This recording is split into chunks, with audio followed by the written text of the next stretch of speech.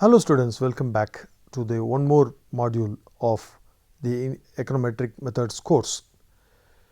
In the last class we saw the meaning of autocorrelation, then we saw the consequences of autocorrelation, then finally we concluded the module with the sources of autocorrelation problem. Today in this session we are going to see the various tests available to assess the presence of autocorrelation problem. Then we are going to conclude this module with the remedies available to solve the problem of autocorrelation.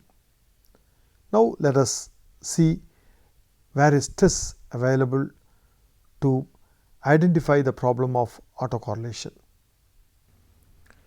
There are many ways of identifying the autocorrelation problem.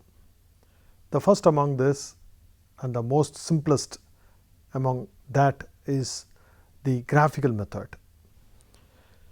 Before going into the graphical method, let us see how the preliminary works for the identification of autocorrelation is done. This is the model. Actually, this is the SRF. Yt is equal to alpha hat plus beta hat xt plus Et. And this is the estimated Yt, and so we may write in that form Yt is equal to Yt hat plus Et. Now from this we can find Et. It is very simple. Et is equal to Yt minus Yt hat. This value is very crucial. Actually, this is like your xt and Yt. This is a vector. Actually, you will have as many values as the sample size you will have. With these values you may do all the testing. Now first see the graphical method. This is the simplest among them all. This is very simple. After obtaining the Et, draw a scatter plot of Et against time. So it is a simple scatter plot, Et against t, that is t in the x axis, Et in the y axis. Another kind of scatter plot is also very prominent and very common, that is scatter plot of Et against Et minus 1. You will take Et minus 1 in the x axis and Et in the y axis, and you may plot a scatter plot. So with these two graphs you may find the presence of autocorrelation. Let us look at the graph. In the first panel of graphs shown in the picture, you will see the graph has no autocorrelation. The second panel of scatter plot is showing a positive autocorrelation, and the third scatter plot is showing no autocorrelation. There are two rows of diagrams in your screen. In the first row you have got three panels, panel A, B and C. Panel A contains a graph pattern that does not have any autocorrelation. The second panel is showing a positive autocorrelation pattern, and the third panel showing the negative autocorrelation pattern. So any graph similar to this type of pattern, we may conclude there exists an autocorrelation or not. Let us see the second test, runs test. In this test, actually this is a non-parametric test.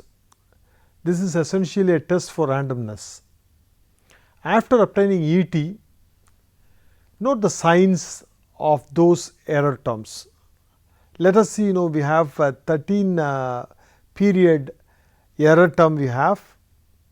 The first error term is positive, second one is positive, third one is positive, fourth is negative, fifth is negative again, and like this the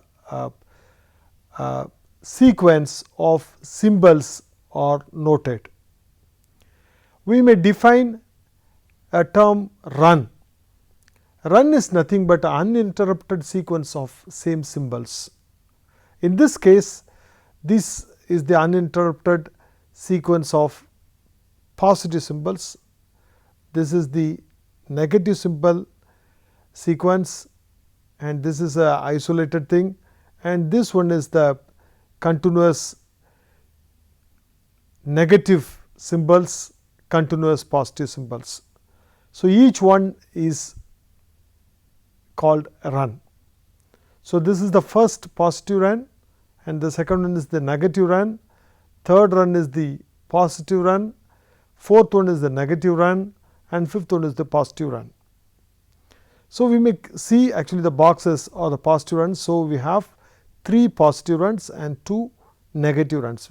We will take n1 as the number of positive runs, that is 3, n2 as the number of negative runs, that is 2.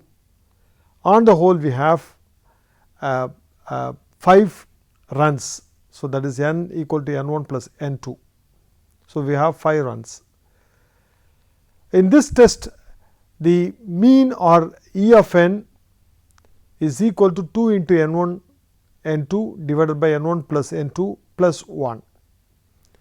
The variance V of n is equal to 2 into n1 n2, 2 n1 n2 minus n1 minus n2 divided by n1 plus n2 whole square, n1 minus n2, n1 plus n2 minus 1. So, this is the variance. So, you have mean and you have variance.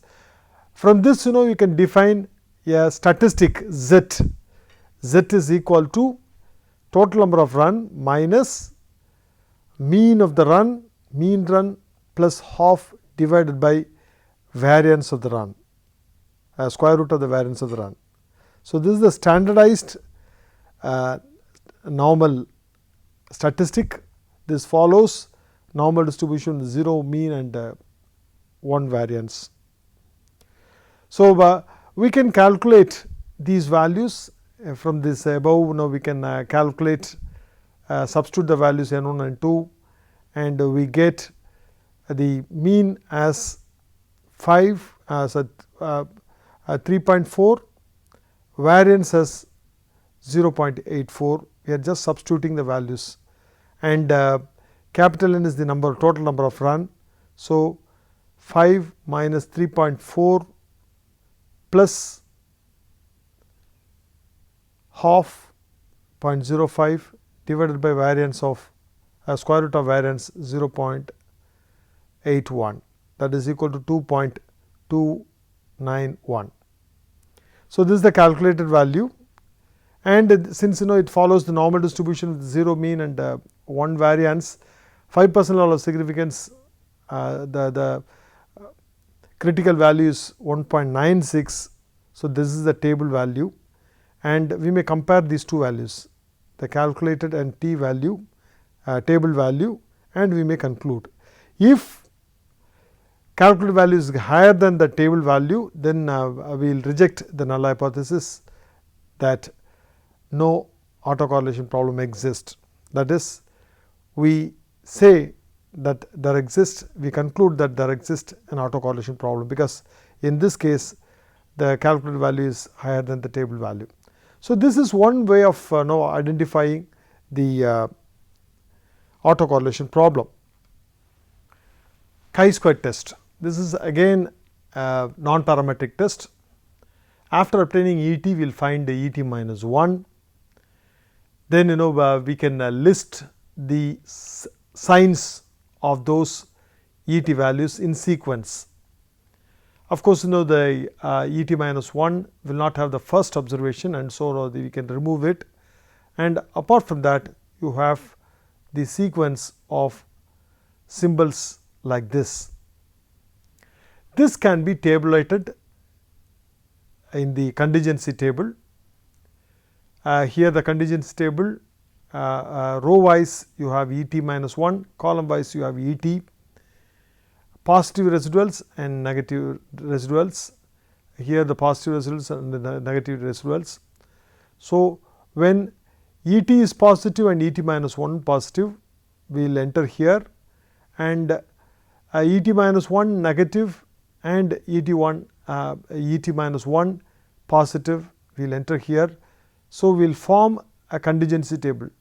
From the above we can say how many both positive cases, 1, 2, 3, 4, 5, 5 both positive cases, right, Et and Et minus 1 simultaneously positive.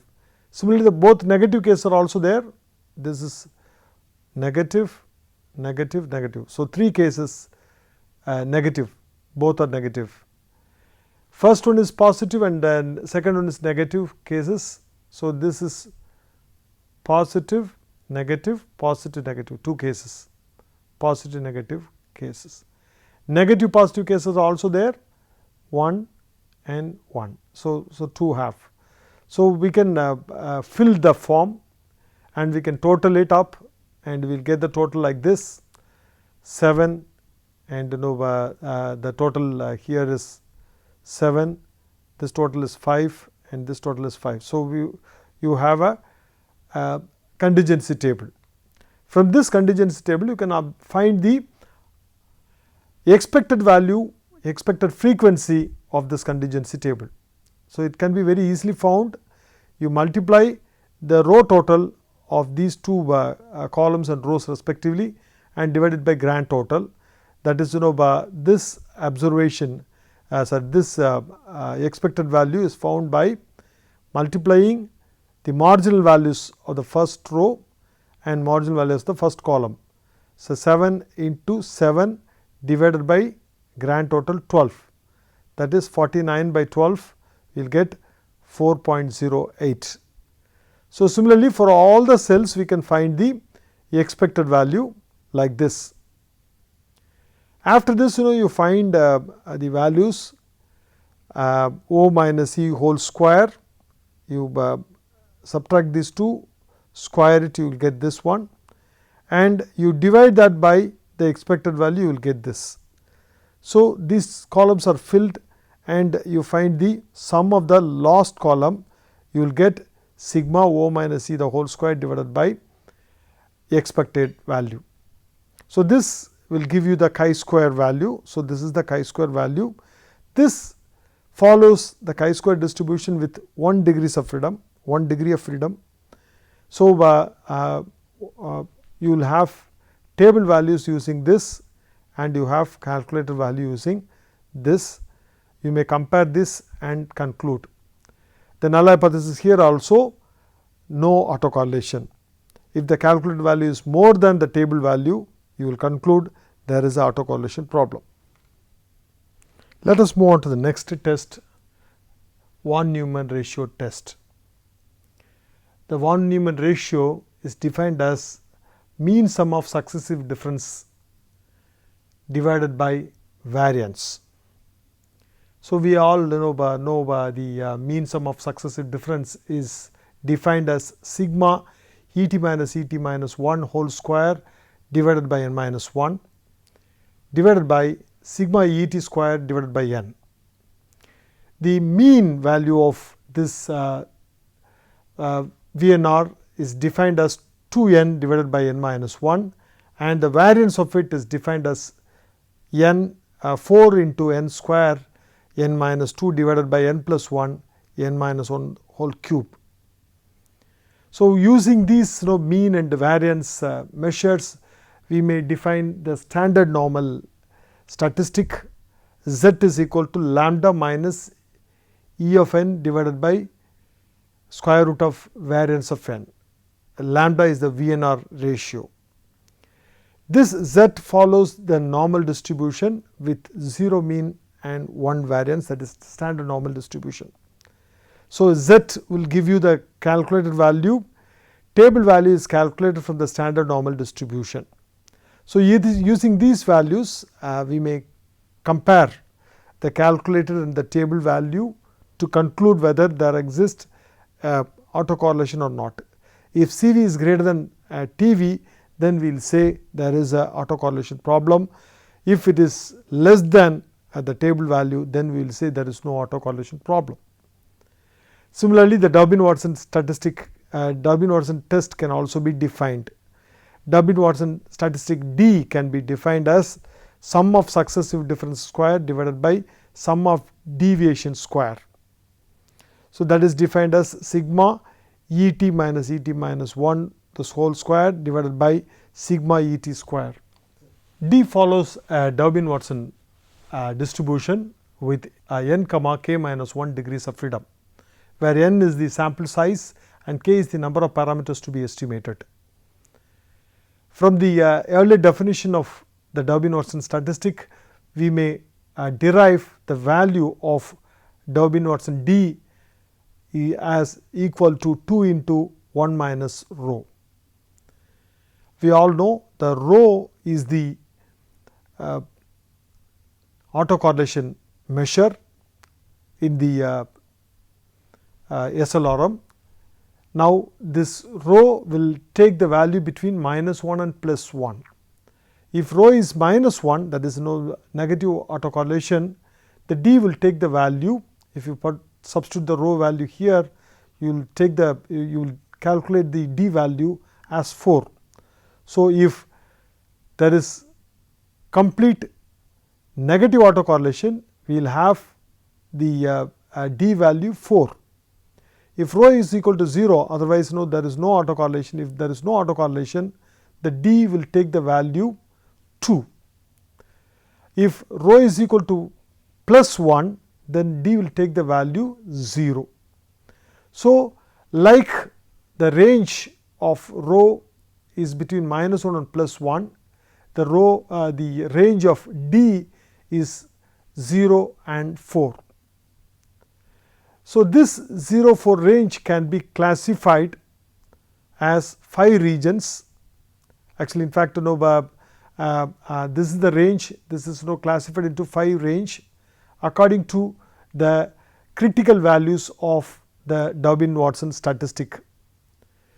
For each of the values n comma k minus 1, we will have 2 values dl and du.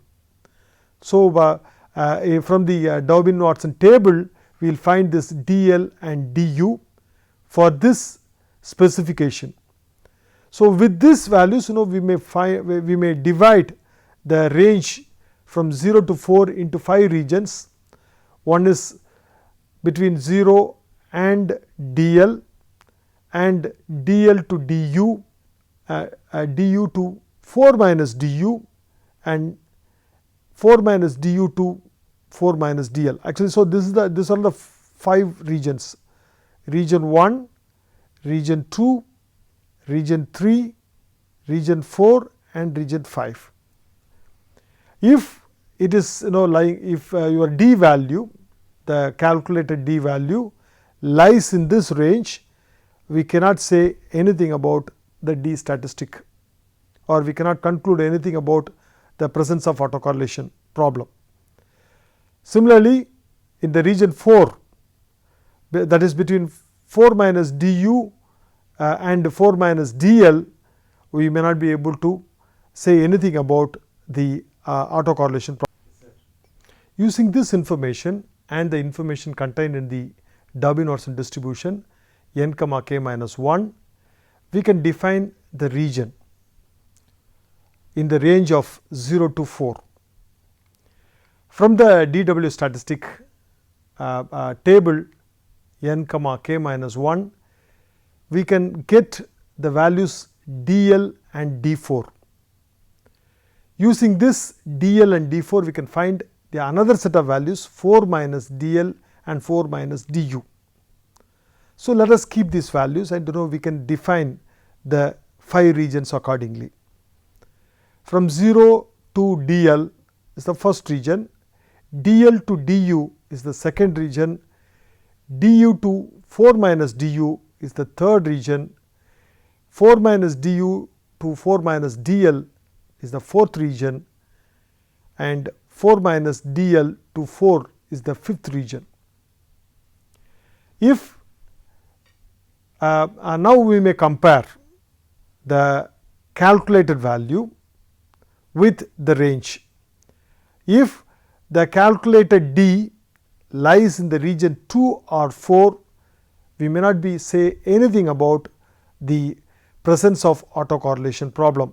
So, these are all called region of indeterminacy, So, region 2 and region 4 is called region of indeterminacy.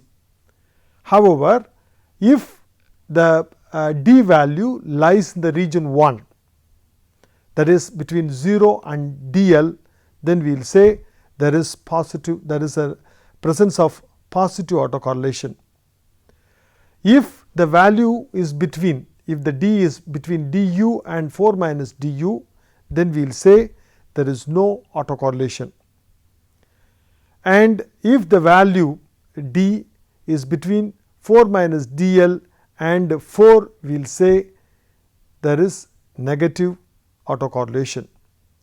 So, this is how the presence of autocorrelation is analyzed using the Daubin-Watson test. Another very important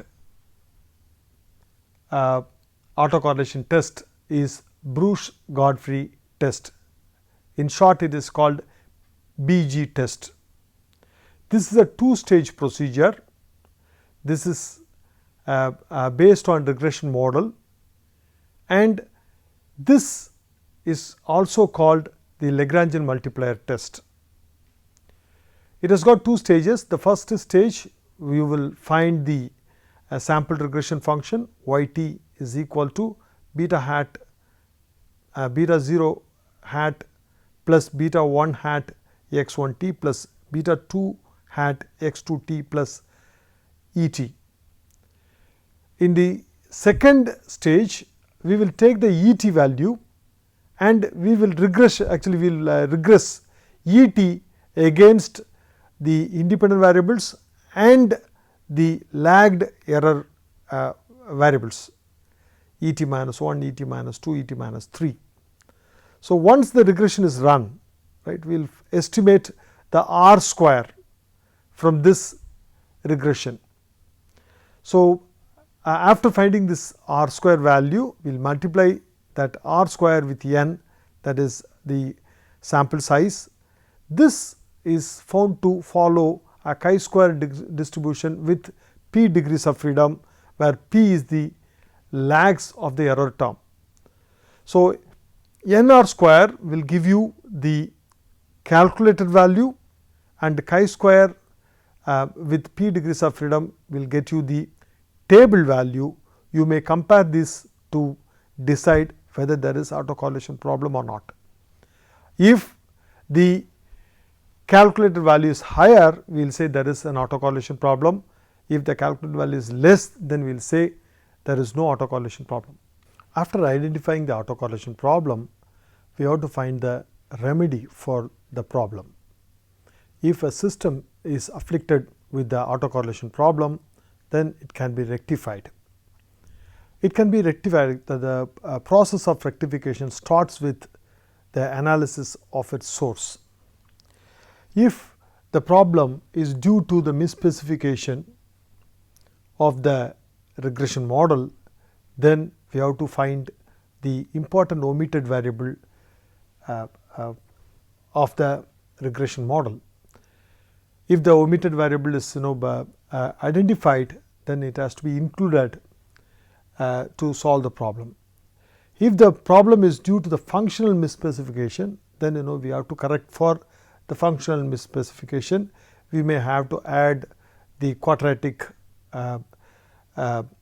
form of the independent variables. So, the misspecification can be addressed to solve the problem of autocorrelation due to the misspecification. Otherwise, even after doing this process, if the autocorrelation problem still persists, that autocorrelation is called pure autocorrelation. For the pure autocorrelation problem, there are two prominent methods to solve the problem. One is when the autocorrelation is known, right. If you know the exact quantum of autocorrelation, then we can solve the problem.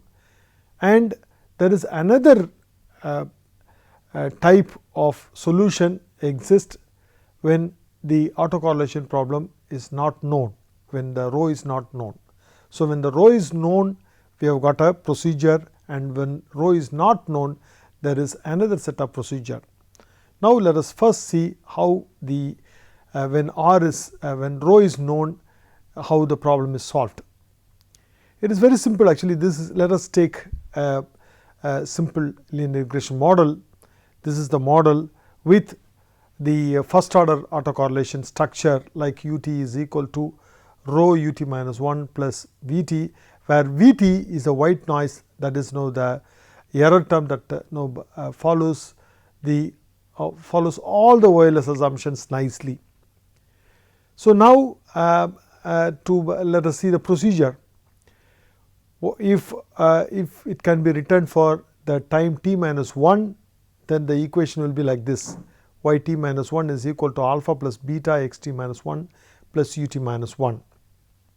If you multiply the rho of the second, if you multiply the entire rho by rho, then we will get rho y t minus 1 equal to rho alpha plus rho beta x t minus 1 plus rho u t minus 1. Actually, we are simply multiplying both sides by rho.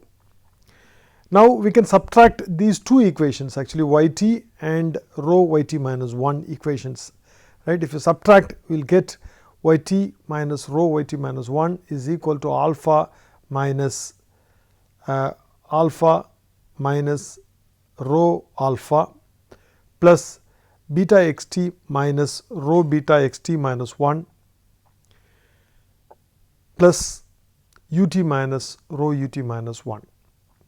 So, this can be rearranged like y t star is equal to alpha star plus beta x t star plus v t.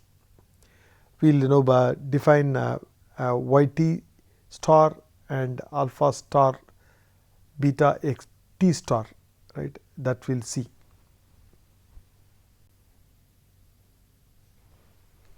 Y t star is equal to y t minus rho y t minus 1, x t star is equal to x t minus rho x t minus 1, alpha star is equal to 1 minus rho alpha, v t is equal to u t minus rho u t minus 1. We all know v t is a white noise, and so this equation y t star is equal to alpha star plus beta x t star plus v t. V t does not have any autocorrelation problem because it is a white noise. So, if you run the if you apply OLS for this equation, you will not have any problem of autocorrelation related issues. So, the model is a blue model. Actually, you will have the estimates are best linear unbiased estimators. So, the model is fine. But in this model, the coefficients can be estimated, beta straight away can be estimated of the original model, but alpha star will give you 1 minus rho into alpha. So, from this we can find alpha by just dividing by alpha star by 1 minus rho. So, after finding this, we just have to recalculate the regression coefficients of the original regression model. But however, this involves a loss of 1 degrees of freedom, because we have y t minus rho y t minus 1, a transformed variable.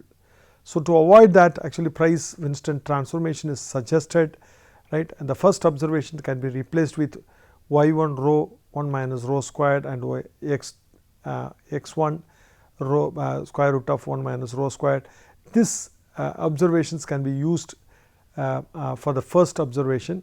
So, that will give you that will solve the problem of loss of degrees of freedom in the estimation.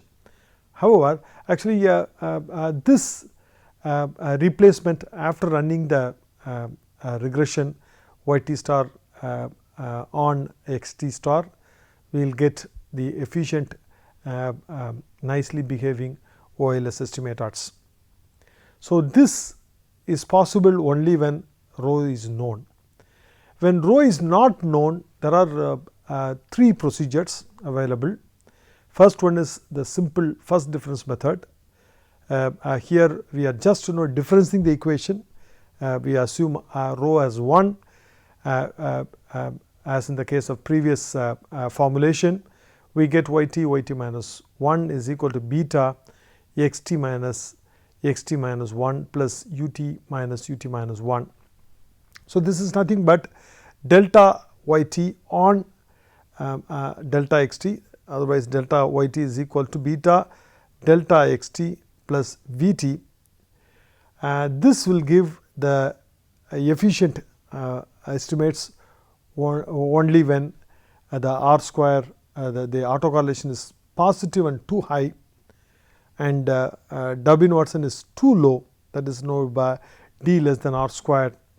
So, to run this method, right, even without knowing rho, we can run this regression and avoid the autocorrelation problem, but these conditions have to be satisfied when you apply this regression model.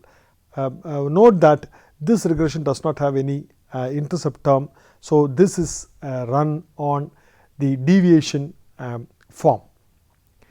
To check whether this model can be run to get the efficient estimators, there is a practice that we have to run Benn-Butt web test. Right? Actually, that is not the that is not within the scope of this lecture, but still know that test can tell you whether the first difference method can be applied or not. The second method that can solve the autocorrelation problem is Durbin's 2-step method. So, let us assume this is the regression model and this is the first order regression autocorrelation structure. For this, this is the sample regression function. Yt is equal to alpha hat plus beta hat xt plus et. We can find the Durbin-Watson statistic for this sample regression function. We all know d is equal to 2 times 1 minus rho, and so we can derive the value of rho from this d statistic. Rho is equal to 1 minus d by 2. So, the autocorrelation is estimated from the Durbin-Watson statistic. After finding this autocorrelation measure, we can use as in the previous case yt star on the xt star. This regression will get you the efficient estimates. So, this is no 2-step procedure. First step, you run the usual regression without any limitation. You first run the regression on the original equation, then find the Durbin-Watson statistic, and from that you estimate the autocorrelation measure.